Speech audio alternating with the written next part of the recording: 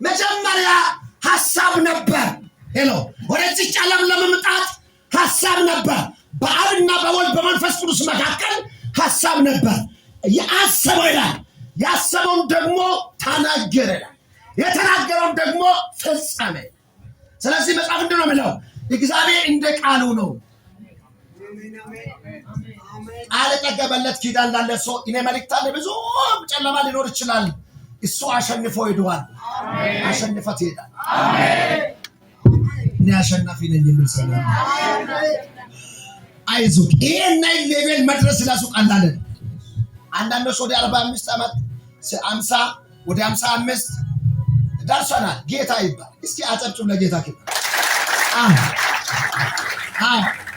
ፈንቅዬ ይጠላለሁ የሚል ያ የወደቀው እና ዘንዶ የተባለው ሰይጣን ሲጀመር አትፍረው እና ኢሳይያስ ሲመዘግበው 27 ቁጥር 1 ላይ ማንም የሚባል ሌዋታን የሚባል ሁለተኛ ዘንዶ ብሎ ይመዘግባል።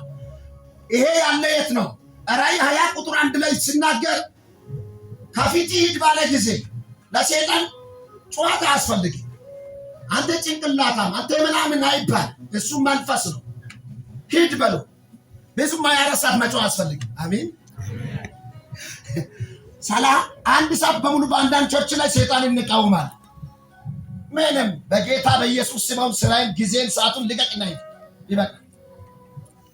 ሰይጣን ከነና ካንተም ብዙ ኪሎ ሜትር ምንቆ ስራውን ስንቃወም አሁን ከሱ ጋር አብረን እየተጨባበጠን እየጫወተን አይድም። ተመልሶ ይገባል።